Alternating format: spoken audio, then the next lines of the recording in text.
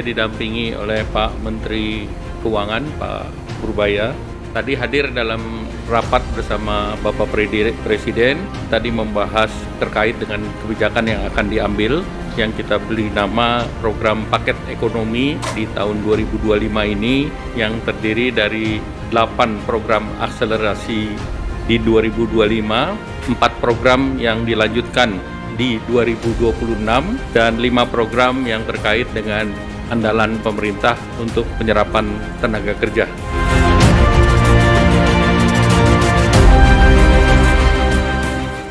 Terima kasih telah berkenan singgah di channel ini ya.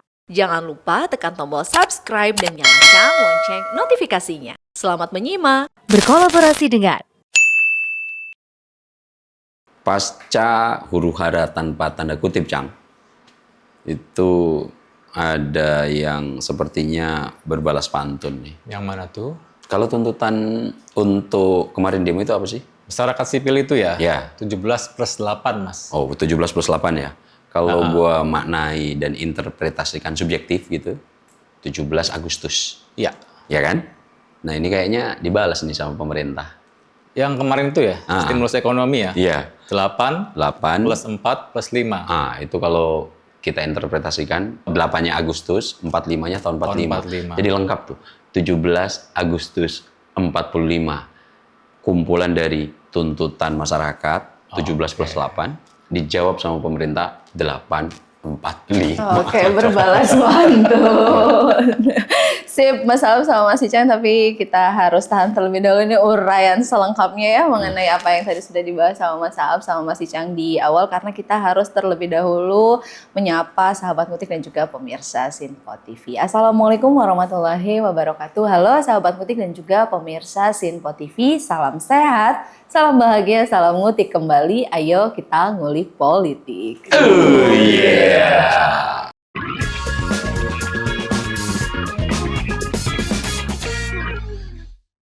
Baik, sahabat Ngutik dan juga pemirsa Sinpo TV, Mas Aab dan juga Mas Icang. Ini sebelum kita keulikan ataupun keuraian topik yang akan kita bahas di Ngutik kali ini begitu ya.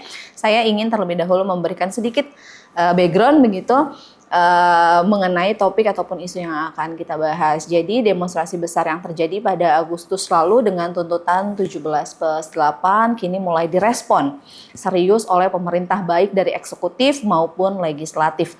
Gelombang aksi yang melibatkan mahasiswa, buruh, masyarakat sipil hingga para influencer ataupun konten kreator itu menyoroti persoalan mendasar mulai dari revisi regulasi, transparansi kebijakan hingga isu kesejahteraan publik. DPR bersama pemerintah pun tidak tinggal diam. Sejumlah rapat dengar pendapat pun digelar sementara kementerian terkait menyiapkan langkah strategis sebagai jawaban atas desakan publik. Kemudian sejauh mana nih Mas komitmen dari legislatif maupun eksekutif menjawab ataupun merespon tuntutan 17+8 ini? Kalau Mas Aab sama Mas Icang tadi menyebutnya begitu, ini adalah berbalas pantun. Iya. Tapi saya yakin tidak hanya respon terkait dengan stimulus ekonomi saja, tapi ini juga banyak sekali ulikan Mas Aab dan juga Mas Icang terkait dengan respon pemerintah dari tuntutan masyarakat di 17+8 ini. Monggo Mas Aab dan juga Mas Icang ulik. Ya, agak cukup menarik, Cang, Neng, melihat tindakan pemerintah pasca huru-hara. Ada yang menyebutnya sebagai tragedi Agustus, ada yang menyebutnya Agustus Kelabu. Banyak diksi yang kemudian disematkan pada kegiatan politik di akhir Agustus sampai awal September, di mana lagi-lagi harus gue kutip 10 orang wafat terkait dengan tuntutan 17+8 yang kita simplifikasi di situ gitu. Nah, gue lihat agak cukup berbeda respon pemerintah menghadapi kegiatan demonstrasi akhir Agustus dan awal September itu jika gue bandingkan dengan kegiatan-kegiatan serupa pemerintahan sebelum Pak Prabowo. Karena gue lihat ada langkah gesit yang dilakukan pemerintah. dan kerendah hatian untuk kemudian merespon itu, bahkan kemudian mewujudkan beberapa program konkret yang akhirnya dialamatkan untuk menjawab semua desakan yang hadir. Kalau yang lalu-lalu itu kayaknya anjing membungkuk kafilah berlalu. Oke, direspon secara cepat, kemudian ketika sudah berhasil ditenangkan, respon terhadap kebijakan-kebijakan dari tuntutan agak cukup melambat gitu. Nah, dari mana gue bisa ngambil kesimpulan itu?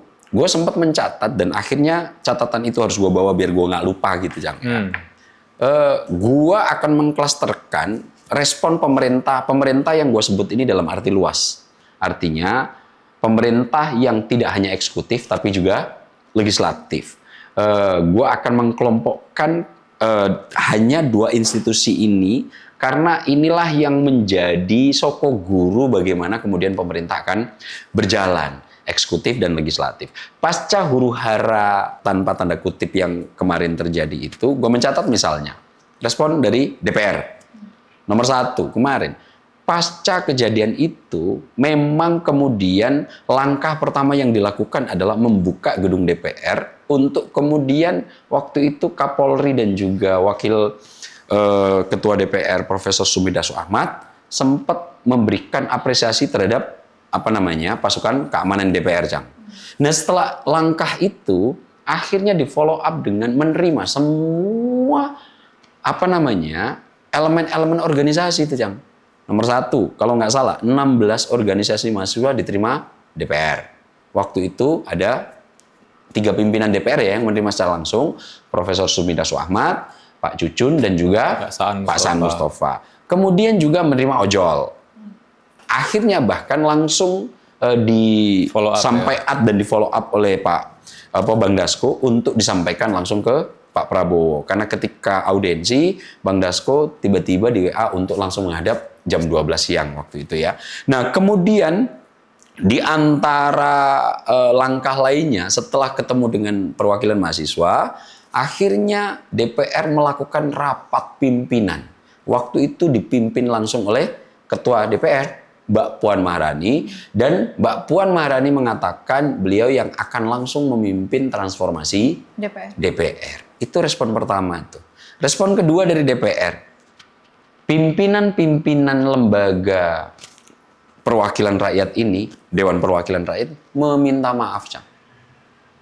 Nomor 1, permintaan maaf yang cukup gue lihat sangat humble dan memberikan keteduhan apa yang diungkapkan oleh Profesor Sumidaso Ahmad dengan kesadaran penuh meminta maaf, tapi tidak kemudian titik di situ. Akhirnya akan memberikan respon secepat-cepatnya dan menyeluruh. Ini juga menjadi respon yang bagi gua di tengah kemarahan masyarakat gitu, di mana mereka secara ekonomi cukup terkungkung dan terikat, tiba-tiba diperlihatkan joget-joget dari anggota DPR dan kemudian banyak flexing yang dilakukan oleh pejabat-pejabat negara makin membuat amarah itu memuncak. Ujungnya akhirnya tuntutan 17/8 yang diaktualisasikan dengan kekerasan dan huru-hara. Yang berikutnya akhirnya apa? Menerima respon itu, pimpinan DPR kemudian membuat 6 pernyataan penting, Jang. Yang waktu itu dibacakan langsung oleh Profesor Sumidaso Ahmad, di mana 6 poin ini sampai gue catat. Nomor 1, setelah menerima banyak masukan itu, DPR RI menyepakati menghentikan pemberian tunjangan perumahan anggota DPR terhitung sejak tanggal 31 Agustus 2025. Jadi, tunjangan perumahan yang Rp 50 juta itu, Jang, per hari ini sudah nggak ada. Nomor 2, DPR RI melakukan moratorium kunjungan kerja ke luar negeri terhitung sejak tanggal 1 September 2025 kecuali menghadiri undangan kenegaraan. Itu poin pentingnya. Poin penting ketiga, DPR RI akan memangkas tunjangan dan fasilitas anggota DPR setelah evaluasi. Tunjangan dan fasilitas itu yang akan dibatasi meliputi biaya langganan daya listrik, kemudian jasa telepon, biaya komunikasi intensif, dan biaya tunjangan transportasi. Berikutnya, keempat, anggota DPR RI yang telah dinonaktifkan oleh partai politiknya tidak dibayarkan seluruh hak keuangannya. Berarti udah stop nih Mas gajinya segala macam ya. Betul. Dan ini yang kemudian gue lihat sebagai respon DPR setelah kemarin dihujat habis-habisan tuh, Cang.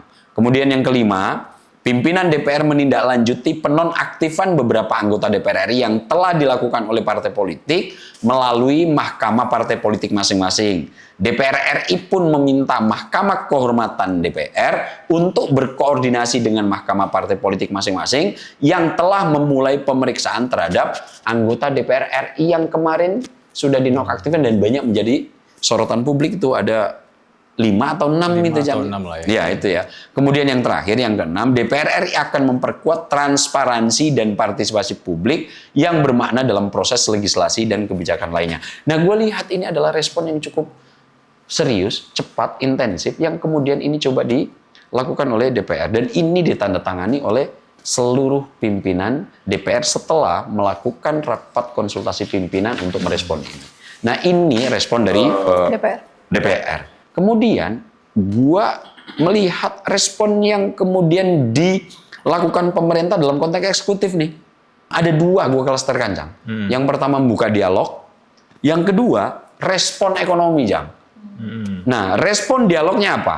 1, dialog di Istana Negara tanggal 4 September. Perwakilan mahasiswa yang setelah ketemu pimpinan DPR, Profesor Subdaso Ahmad, berjanji memfasilitasi kemudian ketemu dengan eksekutif. Waktu itu bertepatan dengan Pak Prabowo yang harus menghadiri Maulid Nabi di Istiqlal. Tapi kemudian diwakili siapa? Kalau nggak salah, Mas Pras ya? Sama Mendikti Saintek ya, Brian Julianto. Betul. Kemudian selain dialog dengan ini, ada kemudian dialog lagi dengan apa, Cang? Tokoh lintas agama yang namanya itu Gerakan Nurani Bangsa, Mas. Siapa aja mereka tuh? Itu banyak, Mas. Yang gua catatkan ada Romo Magnis, ada Lukman Hakim Saifuddin, Pak Quraish Shihab, Pak Gomar Gultom dari PGI, ada Alisa Wahid juga. Yang mana kan gue catat ya, kalau nggak salah keywordnya itu dari Pak Quraish Shihab. Beliau itu mengatakan sudah menerima informasi dengan memuaskan dari Pak Prabowo terkait apa yang kemarin terjadi. Kalau menurut bahasa Pak Lukman itu prahara Agustus. Oh ya, prahara Agustus ya. Ya, dan Pak Lukman juga mengusulkan untuk membentuk semacam TGPF ya, yang itu menurut bahasa dia Komisi Investigasi Independen untuk mengusut tuntas tentang kejadian kemarin huru-hara itu, Mas. Termasuk juga kalau kata Pak Pendeta Gomar Gultom, mengusulkan untuk membebaskan, Mas, para pelajar, mahasiswa yang masih ditahan, karena kan masih harus studi, Mas ya. Betul. Dan yang terakhir juga dari Pak Gultom itu mengusulkan untuk dibentuk tim reformasi Polri. Oh iya. Yang mana ini juga disetujui oleh Pak Prabowo juga. Udah disetujui ya kan Sudah, itu kan? Sudah. Udah mulai dieksekusi. Nah itu yang nomor 1, membuka dialog.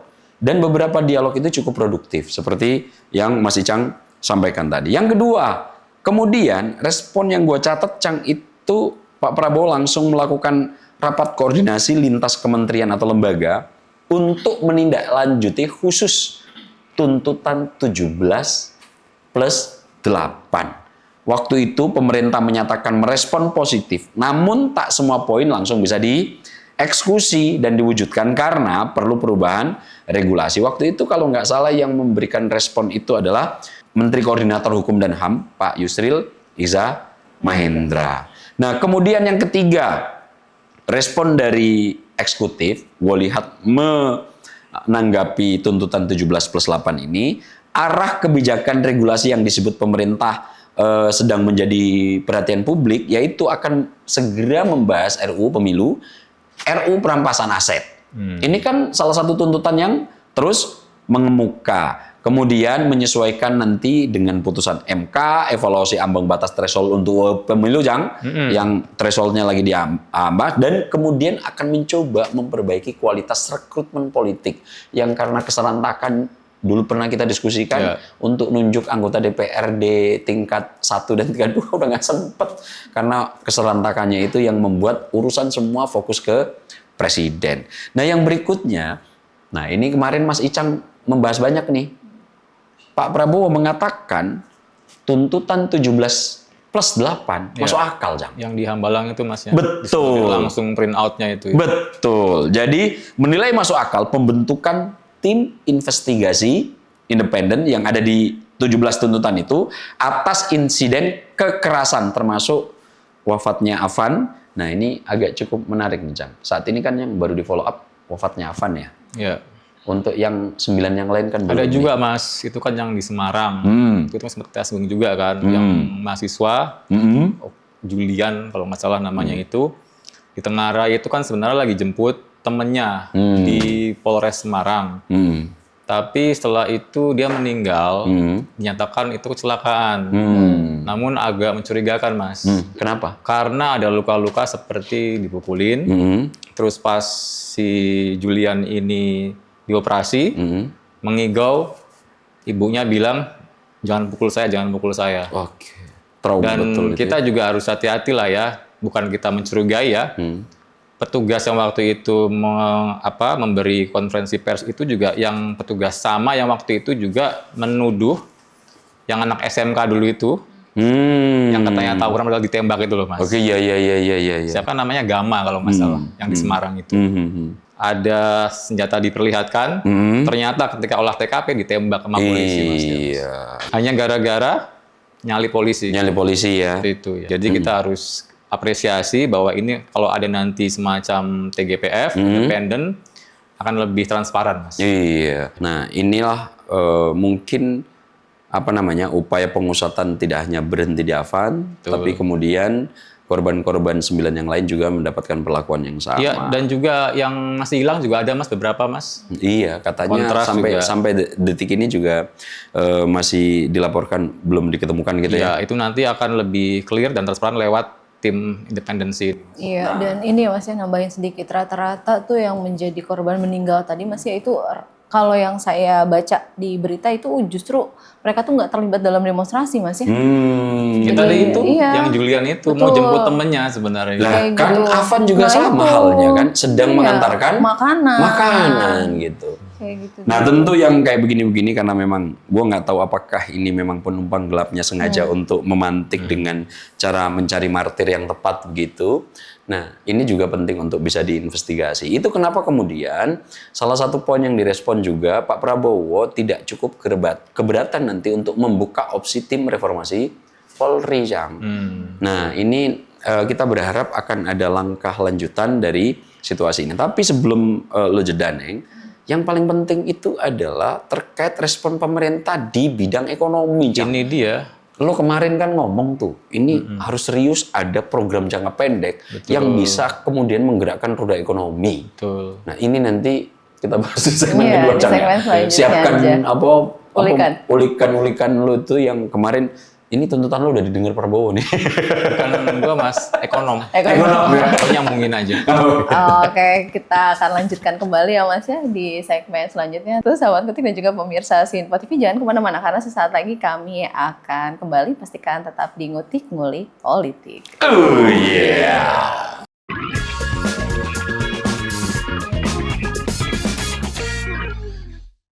Sahabat Ngutik dan juga pemirsa Sinpo TV kembali lagi di Ngutik. Ayo kita ngulik politik. Oh yeah.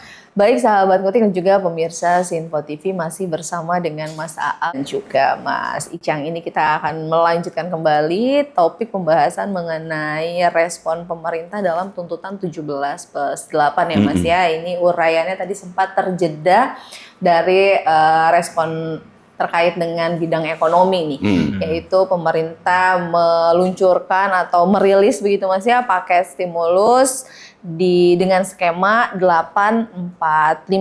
Monggo langsung ulikannya Mas. Sebelum ke sana itu kan stimulus kemarin diumumkan oleh Pak Menko Erlangga dan Pak Menko Purbaya kan? Iya. Tanggal 15. 3 hari sebelumnya itu Mas, Ketua DEN Dewan Ekonomi Nasional, Pak Luhut ya. Pak Luhut itu menerima perwakilan dari Aliansi Ekonomi Indonesia.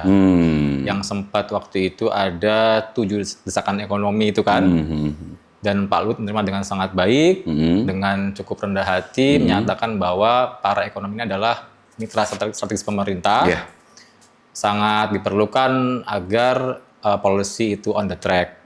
Jadi itu sebuah gestur awal Mas ya, Ya, ya. bahwa pemerintah itu meng-acknowledge, mengakui dan mengadres memang inilah isu sebenarnya, isu ekonominya itu. Baru kemarin Pak Menko Ekonomi ya, Pak Erlangga dan Pak Menkyu, Pak Purbaya. itu mengumumkan stimulus ekonomi 8 plus 4 plus 5. Ini agak panjang nih Mas, kita harus hati-hati bacanya. Iya, betul. Jadi tadi kan gue sudah ngawali respon dari DPR agak cukup gesit gitu, cekatan merespon semua tuntutan 17 plus 8. Kemudian di sektor eksekutif juga sama halnya ternyata, Cang. Dan di sektor dialog tadi udah diurai sama Mas Icang sama gue urai, pertemuan untuk mengumpulkan informasi mulai dari pertemuan dengan kelompok Nurani Bangsa dengan mahasiswa, kemudian kepala Den, ketua Den ya, Ketua Den. menerima masukan dari para ekonom, dan akhirnya formulasi untuk merespon itu muncul. Kalau di awal tadi dipantik dengan berbalas pantun, tuntutan 17.8. Kalau gua analogikan 17 Agustus gitu, 845 Agustus tambahin dilengkapi Pak Prabowo, puzzle-nya menjadi lengkap 17 Agustus 45. Ini kemudian melihat respon-respon gesit juga dilakukan oleh eksekutif. Nah, respon yang pertama adalah di paket stimulus dan program kerja. 1, paket stimulusnya diberi nama 8 plus 4 plus 5. Diumumkan tadi oleh Pak Purbaya dan Pak Menko Perekonomian tanggal 15 September, yang nanti paket stimulus ini nilainya mencapai 16,23 triliun untuk menopang program di kuartal 4 tahun 2025 dan kepanjangan di tahun 2026, serta nanti akan dilanjutkan dalam 5 program jangka panjang penyerapan tenaga kerja. Yang kedua, program stimulusnya juga, Cang, akan melakukan pendanaan perbankan bank usaha milik negara, yang ini nanti diperuntukkan agar Koperasi Merah Putih yang sudah pernah kita bahas itu, Cang, bisa segera akselerasi.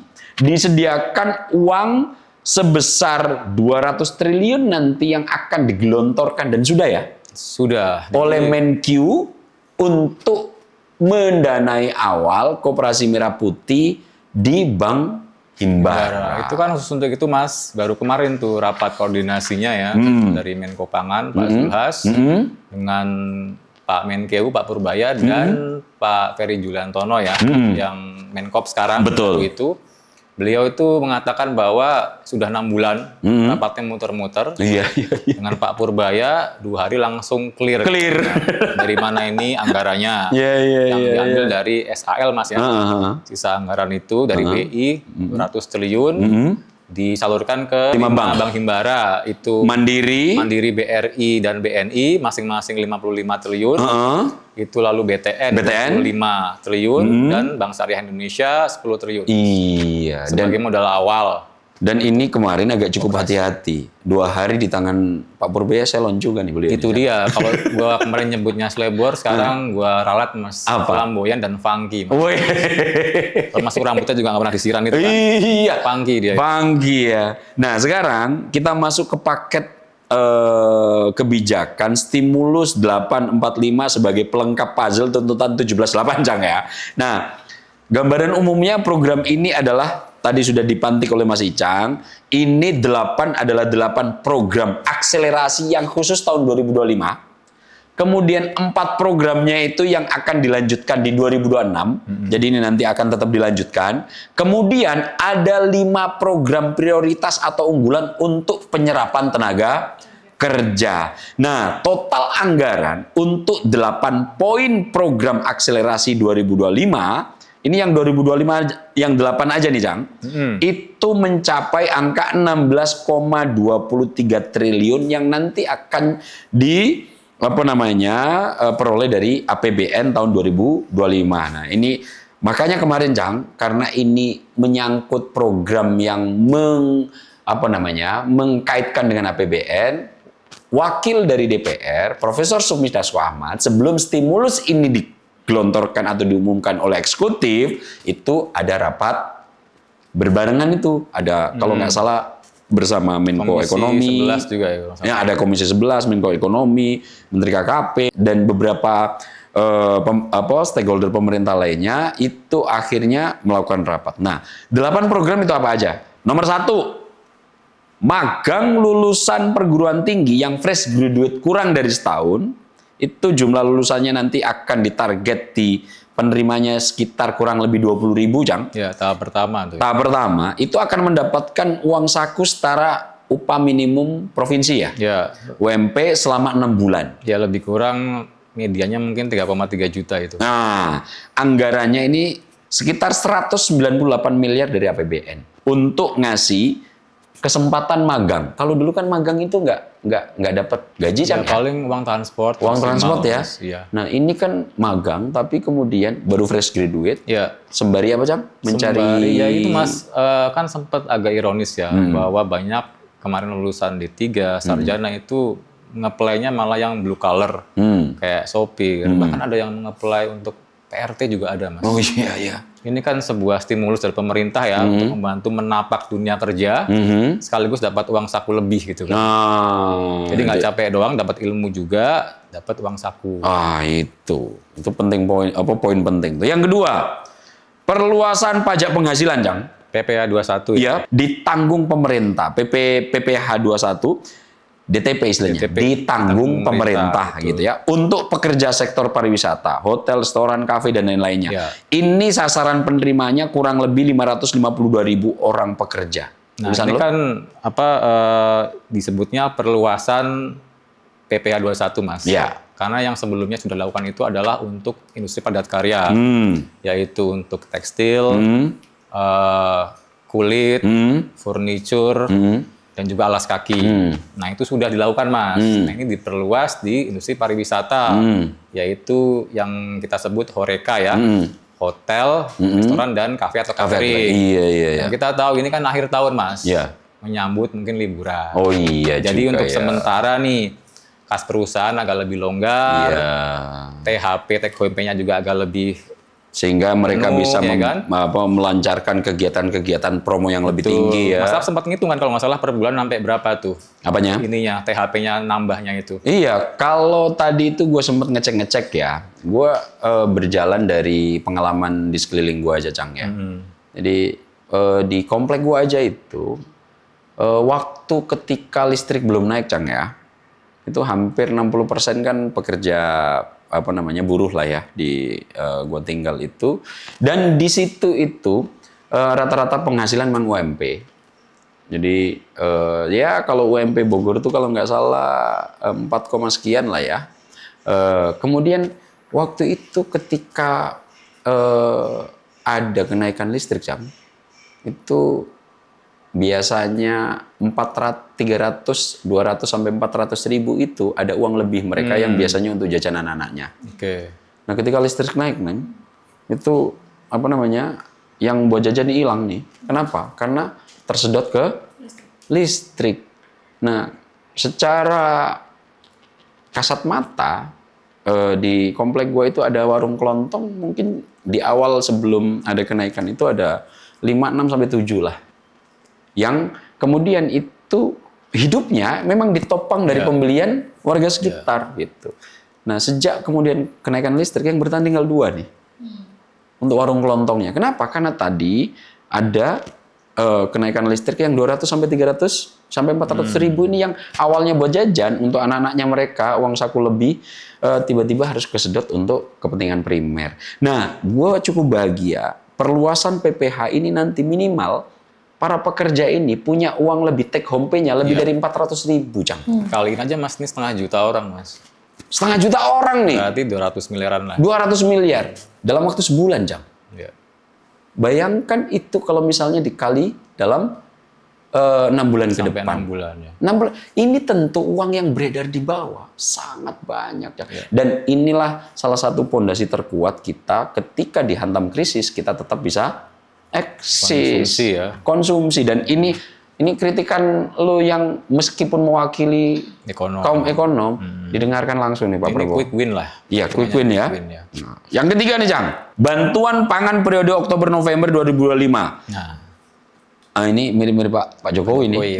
Ini udah cukup straight to the point lah ya. Iya. 18,3 juta keluarga penerima manfaat mendapatkan beras 10 kg. Ya, soalnya kemarin gue kan termasuk yang kadang-kadang masak sendiri Mas ya. Itu sempat naik 1.000 perak. Itu aja udah kerasa ya? Lumayan. Nah kan, ini sebulan dapat 10 kg ya. Ini ya bansosnya Pak Jokowi sepertinya diadopsi lagi nih, Jang. Boleh lah. Yang berikutnya, yang keempat.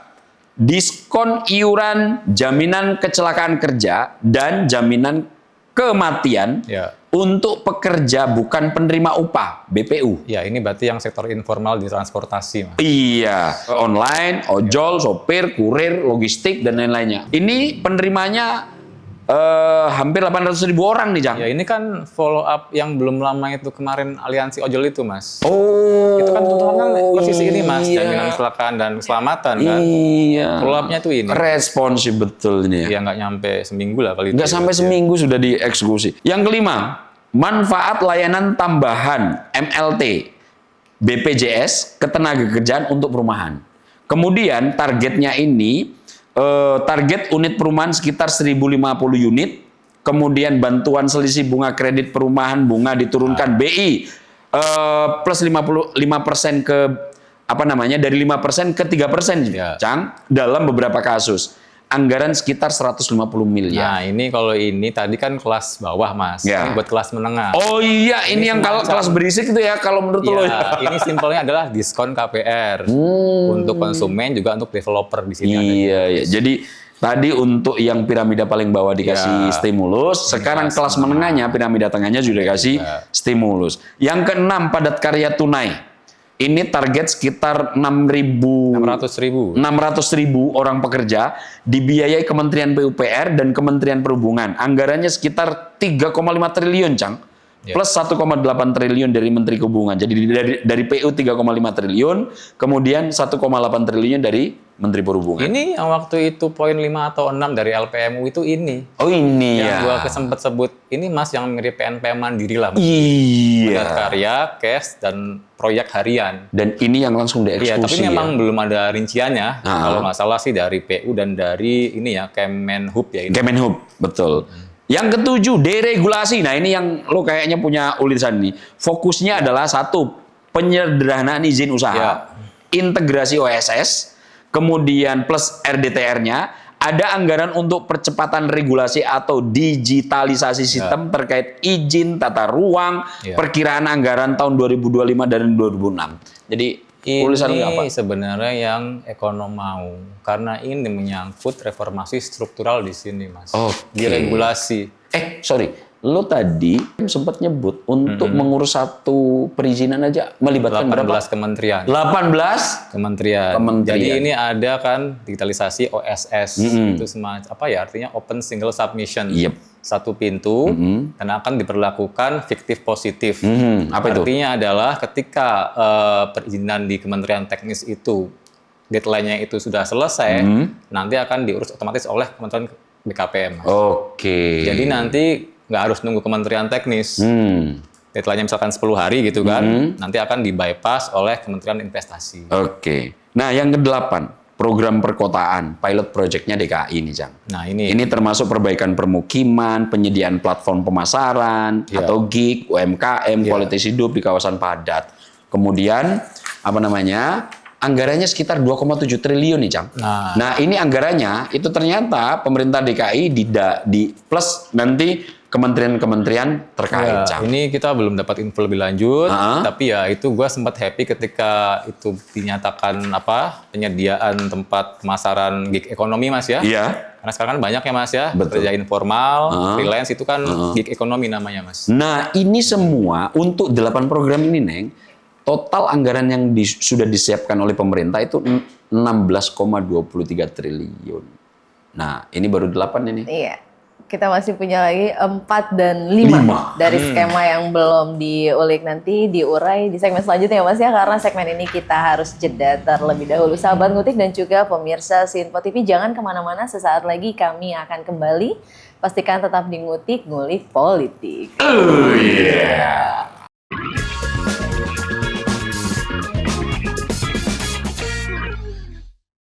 Sahabat Ngutik dan juga pemirsa Sinpo TV kembali lagi di Ngutik. Ayo kita ngulik politik. Oh iya. Baik sahabat Ngutik dan juga pemirsa Sinpo TV, kita akan melanjutkan kembali ulikan yang tadi sempat terjeda. Kalau tadi kita membahas mengenai paket stimulus ekonomi 845, di segmen sebelumnya kita sudah mengurai di 8 program akselerasi. Tahun 2025 lengkap sekali, ini masih belum kita bahas nih Mas, di program 4 dan juga 5-nya nih. Boleh langsung dilanjutkan. Oh iya, kita lanjutkan ya. Formula 845. Oke. Jadi kalau formula tuntutannya itu 17.8, dilengkapi lagi sama Pak Prabowo 845. Nah, untuk yang 8 tadi sudah diurai, gue bacain, Mas Icang tadi sudah banyak mengulas poin-poin pentingnya. Nah, sekarang berangkat ke formula yang 4. Nah, 4 ini adalah program lanjutan yang nanti tetap akan dijalankan dalam APBN 2026, Cang. Ya. Nah, program-program yang akan diteruskan di APBN 2026 akan diperpanjang itu nomor 1. Oke, sorry Mas, biar semakin terbuka nih gitu ya pemahamannya. Jadi 4 program lanjutan ini adalah dari 8 program yang akselerasi tadi? Iya, dari 8 program yang ada akselerasi atau yang sebelumnya sudah pernah dilakukan. Sebelumnya juga. Yang existing sebelum 8 itu juga diwadahi. Akan dilanjutkan oleh Pak Prabowo. Oke, siap. Boleh dilanjutkan, Mas. Itu nanti yang nomor 1, perpanjangan pajak penghasilan final 0,5% untuk UMKM, Cang. Serta penyempurnaan penerimanya. Itu seingat gua Mas sampai 2029. Sampai 2029 kan? Ini dengan UMKM yang nilai ekonominya di bawah 4,8 M. Betul. Jadi itu nanti pajak penghasilannya disubsidi oleh negara. Ini nomor 1. Nomor 2, perluasan atau perpanjangan pajak penghasilan 21. Ditanggung pemerintah untuk sektor pariwisata akan dilanjutkan. Ini untuk ngasih nafas dikit lah ke sektor horeca tadi itu ya. Hotel, restoran dan cafe dan catering. Nah, itu horeca. Horeca. Yang ketiga, pajak penghasilan ditanggung pemerintah untuk pekerja industri padat karya.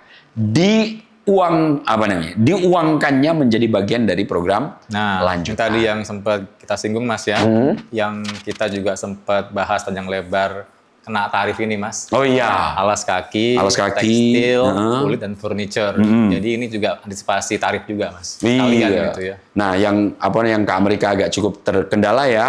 Makanya kemudian PPh untuk industri padat karya, terutama di tekstil, garmen, alas kaki, yang kemarin kena dampak tarif Trump itu, tentu ini juga lagi-lagi biar punya kelonggaran nafas sedikit untuk PPh-nya ditanggung pemerintah. Yang terakhir, yang keempat, diskon iuran JKK dan JKM untuk seluruh pekerja BPU, termasuk sektor lain seperti pedagang, nelayan, buruh bangunan, pekerja rumah tangga, tidak hanya ojol, kurir, logistik saja, itu dilanjutkan. Diperluas. Nggak cuma transportasi juga, ini juga di pertanian, nelayan, buruh juga Mas berarti. Nah, itu adalah formula 4 untuk melengkapi 8 yang tadi akselerasinya sampai 2025 nih.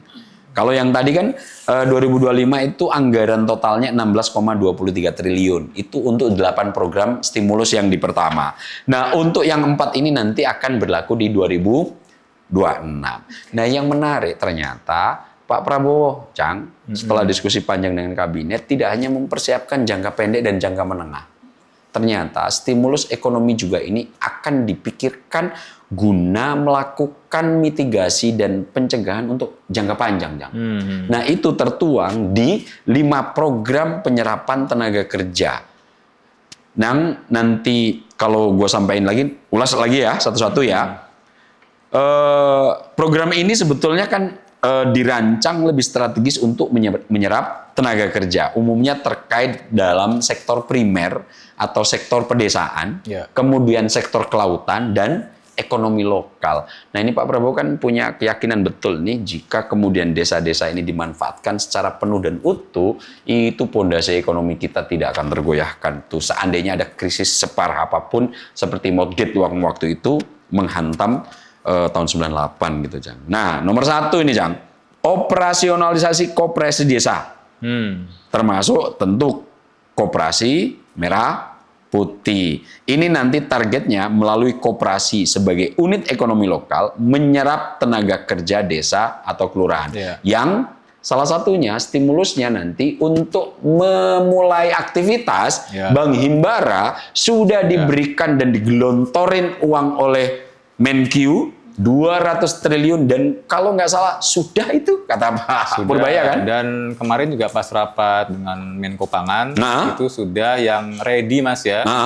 16.000 unit koperasi. Oke. Lumayan lah itu 20%. Iya udah 20% ya. Nah dan kalau menurut Pak Ferry, Menteri Koperasi, yang sudah bisa dicairkan itu 1.064 unit. Oke. Itu sekitar dana 1 triliun Mas. Wush. Jadi nanti itu bertahap ya, tapi per unit itu direncanakan punya plafon sampai 3 miliar. Wih, ini pinjaman. Ini berarti nanti uang segera bisa beredar ini, Cak. Iya. Dan tentu ini akan ya meskipun nanti ada banyak tantangan tentu akan menggerakkan sektor bawah ini, Cang. Sektor real itu. Iya, sektor real ini. Ini akan tentu akan menjadi stimulus. Yang kedua, Cang, replanting di perkebunan rakyat. Jadi, perkebunan rakyat yang dimaksud itu adalah komoditas-komoditas seperti coklat, kopi, kakao, kelapa dan banyak tanaman-tanaman yang lain yang intinya replanting ini untuk permajaan tanaman, Cang. Kemudian diperkirakan akan menyerap 1,6 juta tenaga kerja bila skala luas nanti mulai dijalankan. Catatan lu apa nih? Ini belum ada informasi tambahan, Mas. Jadi mungkin ini juga semacam ini ya permajaan yang sudah ada. Tapi kalau dari ini ya jumlah tenaga kerjanya 1,6 juta. Nah, ini yang kemudian kemarin, Cang, ini kan salah satu upaya dari Pak Prabowo yang mengembalikan lahan-lahan ilegal yang sampai 3,2 juta hektar itu salah satunya dipersiapkan yang selain ilegal juga yang gue baca yang selama ini idle dan nggak dimanfaatkan. Nah itu yang meskipun ada pernyataan dari salah satu menteri yang sempat bikin heboh itu, Neng. Yang mana? Yang tanah tidak bertuan dirampas negara. Oh itu ya. Yang ketiga, Cang. Ya. Kampung Nelayan Merah Putih. Nah, program pengembangan desa nelayan sebagai basis ekonomi lokal. Catatan lo apa? Ini baru tadi ya ada berita di Kompas gue baca. Sudah tahap 1, Mas. Sebanyak 65 kampung itu sudah kontrak. Yang mana itu alokasi anggarannya 1,34 triliun. Oke. Nanti kalau tahap kedua sampai akhir tahun itu Oktober mulai 35 kampung. Dan per kampung ini senilai anggarannya 20,6 miliar. Itu apa saja? Ada dibangun dermaga kapal, pabrik es, SPBU nelayan, dan juga bantuan kapal per kampung 10 unit, Mas. Itu yang ukuran 3 GT atau 3 gross ton, itu sekitar panjang 10 meter, Mas. Dan nanti pengelolanya ini adalah Koperasi Merah Putih. Nah, yang kayak begini-begini kan nanti betul-betul ekonomi sektor ini kan yang jalan. sempat sebenarnya Bu Susi idekan ya. Gitu. Iya. Baru kita eksekusi. Gitu. Baru kita eksekusi yang sekarang. Berikutnya, Cang. Revitalisasi tambak Pantura. Lo kan tadi punya catatan-catatan serius terkait ini nih. Langsung ini, Mas ya. Pantura sebagai anak Pantura Jateng nih ya. Penasaran nih. Pantura manakah? Mana aja tuh? Ini baru yang awal ini Pantura Jawa Barat dulu, Mas. Ada 4 kabupaten. Apa aja tuh? Yaitu Bekasi, Karawang, Subang, dan Indramayu. Oke. Itu luas ya, 20.000 hektar. Senilai 26 triliun dan dari Danantara. Dananya. Ya kalau kita konversi ke kilometer, 1 kilometer dari arah pantai ke sini ya ke darat, panjangnya berarti 200 kilometer, Mas. Oke. Panjang itu. Panjang banget ya, Cang. Pantura Jabar kan. Dan itu ternyata memang, jadi gini, tadinya itu udah ada tambak, tapi dia itu idle, nggak terurus, dan sangat rendah hasilnya.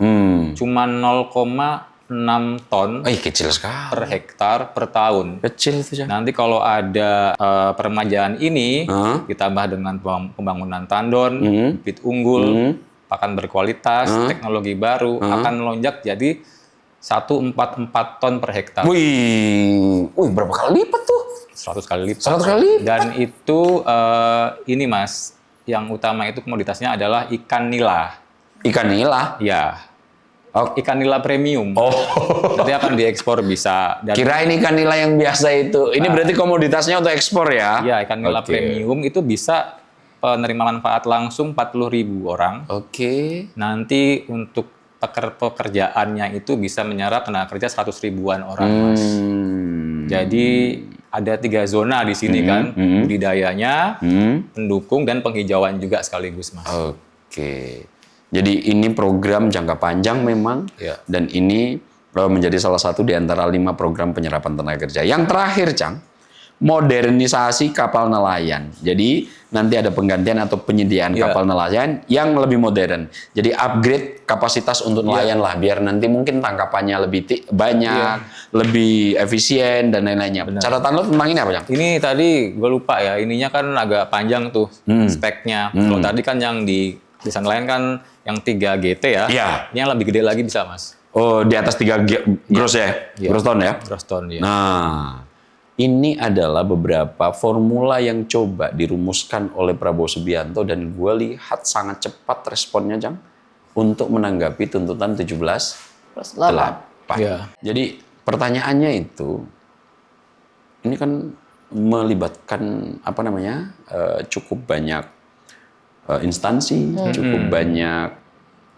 stakeholder, Anggaran juga jumbo, Mas. Anggaran juga jumbo. Kira-kira catatan kritis lu, Neng, sama Cang, apa kira-kira? Itu dia yang juga mau saya tanyakan tadi sebelum saya mau motong itu. Jadi kan kalau misalnya ini juga banyak menjadi perhatian publik begitu, Mas ya. Sebuah terobosan itu kan nggak luput tentu aja dari tantangannya begitu, Mas ya. Nah, bagaimana pemerintah dalam menggelontorkan program stimulus 845 ini, itu tantangannya itu dari ulikan Mas Ab sama si Cang apa tuh? Karena banyak banget nih catatan dari ini. Iya, apa? Catatan kritis lu apa? Yang pertama ya, karena kan sesuai dengan desakan para ekonom bahwa selain program quick win jangka pendek juga mereka itu menyarankan program-program yang struktural, terutama di regulasi, perizinan, birokrasi. Kayak tadi kan sempat ada tuh deregulasi untuk perizinan ya. Iya, di 8 pertama ya. Betul, itu kan di pintu di pusat, Mas. Iya. Mereka masih mungkin skeptis ya. Itu kan di pusat mungkin oke lah kita bisa awasin dengan OSS. Tapi kita tahu, Mas, yang namanya high cost ekonomi itu kadang-kadang di lapangan itu silumannya banyak, Mas. Oh, iya. Jadi lagi-lagi ini masalah implementasi yang Iya, harus iya, ketat. iya. Dan mereka juga mengusulkan kita tuh nggak perlu penambahan aturan baru sebenarnya. Yang udah ada aja, tapi diterapkan dengan konsisten sesuai dengan hukum yang berlaku. Oke. Itu yang utama, Mas. Kalau yang kedua, yang mungkin agak miss dan mungkin perlu gua singgung sedikit, itu sebenarnya dari LPM UI dan ekonom aliansi itu ada desakan untuk mengevaluasi MBG, Mas. Karena kita tahu ini program paling masif, Ya. paling kelihatan bentuknya dan paling banyak masalahnya. Harus kita akui, Mas. Oke. Karena pas di Hambalang pun Pak Prabowo juga mengakui itu ya. Iya, Sempat betul. nanya langsung ke Ketua BGN. Betul. Memang masih banyak problem. Dan kalau gua sih lebih ke gimana caranya ini secara teknis harus diperbaiki monitoring evaluasinya. Harus dipegang sama teknokrat nih kayaknya, Dang. Jangan-jangan itu, Mas. Gua membayangkan mungkin orang sekelas Pak Jonan gitu ya. Cocok mungkin jadi Ketua BGN gitu ya. Teknis-teknis begitu ya. Teknis yang harus agak tangan besi dikit lah. Iya. Karena banyak laporan, Mas. Kayak kemarin tuh ada beredar dari Brebes ya, di MTS. Mereka ternyata harus tanda tangan, pernyataan kesediaan. Kalau kenapa-napa, ya udah jangan kasih tahu siapa-siapa. Langsung ada orang menyandingkan dengan UUD 45 yang harus melindungi segenap bangsa. Bangsa, iya. Itu kan kasarnya kan kalau keracunan lu tanggung sendiri kan kayak gitu. Iya, tapi Nggak boleh kayak gitu kan. ini catatan kritis nih, Cang. Catatan itu, Mas. Nah, yang lain sebagai closing? Ya gue sih yang apresiasi ya gestur dari pemerintah ini, baik dari DPR maupun dari eksekutif. Dan terutama gue ingat dengan ada gium bahwa extraordinary times require extraordinary measures. Artinya apa? Di saat-saat genting, extraordinary, itu butuh kalkulasi atau terobosan yang extraordinary juga, Mas. Oke. Oke. Yang mungkin kalau saat ini diwakili oleh Pak Purbaya itu ya, yang flamboyan dan funky itu. Iya. Kalau terakhir dari gua, Neng, Ya, silakan. gue melihat respon Prabowo ini teringat dalam satu metodologi dalam ilmu manajemen, Jang. Nah, tulisannya agile. Agile itu bacanya, gesit ya. Jadi agile, gesit, Atau cepat, lincah. Dan ini dalam dalam ilmu manajemen segala sesuatu tidak direspon dan dengan analisis ketika evaluasi dibeberkan, maka responnya cukup cepat, cukup precise dan cukup mengalami atau merujuk pada pendekatan solusi. Nah, gue lihat Pak Prabowo, baik itu eksekutif, kemudian DPR, Mbak Puan dan Profesor Subri Dasko Ahmad, dalam merespon tuntutan 17.8 ini, kok agile betul ya. Jadi cepat, gesit, responsif, yang kemudian agile ini akan gue tempel dengan satu diksi yang mungkin juga agak cocok sebagai statecraft gitu. Jadi agile statecraft gitu. Ini adalah respon dari pelaku seni pemerintahan dalam pengelolaan tuntutan yang biasanya diabaikan anjing menggonggong kafilah berlalu, tapi ini responnya dengan formulasi menjawab 17.8 dijawab 8.45, dan juga tadi respon di pertama yang di segmen pertama tadi sudah gue sampaikan, baik itu secara dialog, kebijakan, dan juga respon-respon yang lebih empatik. Tentu ini adalah agile statecraft yang cukup mumpuni menurut gua terkait respon pemerintah dalam arti luas. Satu lagi boleh nggak? Boleh, Tadi ada silakan. kelupaan. Iya, monggo. Tentang MBG juga ya. Ini juga saya jadi ingat ini ungkapan the devil is in the details. Oh iya. Ini program kan paling kayak di ruang kaca ya. Sangat terlihat. Ya saya minta tolonglah Pak Prabowo untuk lebih micromanaging mungkin. Iya. Mengecek langsung di lapangan seperti apa gitu kan. Karena semua itu ada di rincian-rinciannya itu. Dan itu kalau kita tambahkan satu adagium lagi yang sudah sempat kita kutip, road to hell is paved By good intention. intention. Jalan ke neraka itu terkadang diaspal oleh segudang niat baik. Betul. Siap, kalau begitu Mas Aab dan juga Mas Icang, terima kasih sekali untuk ulikannya di episode kali ini. Kita harus selesai karena durasinya juga sudah habis. Untuk menutup, seperti biasa saya juga ingin menambahkan sedikit mengenai langkah pemerintah dan juga DPR dalam merespon tuntutan 17+8 ini. Tentu saja memberikan harapan yang baru. Mulai dari respon DPR ini juga kan sudah merevisi regulasi dan juga ada transparansi kebijakan, juga kemudian respon pemerintah ini ada dialog dan juga penanganan politik hukum, hingga respon ekonomi yaitu formula 8+4 dan juga +5. Semoga komitmen ini dapat dijalankan dengan konsisten, bukan sekedar janji, karena publik juga masih menunggu bukti nyata dari jawaban atas keresahannya, sehingga respon pemerintah ini dapat membuka jalan menuju perubahan yang lebih baik lagi bagi masyarakat. Oke. Bagi sahabat ngutik dan juga pemirsa Sinpo TV yang ingin kembali menyaksikan tayangan ini, bisa langsung kunjungi kami di sosial media kami, YouTube kami, yaitu SSI Official Skala Survei Indonesia. Kalau begitu kami bertiga pamit undur diri. Wassalamualaikum warahmatullahi wabarakatuh. Salam sehat, salam bahagia, salam ngutik. Kita sudah selesai ngulik politik.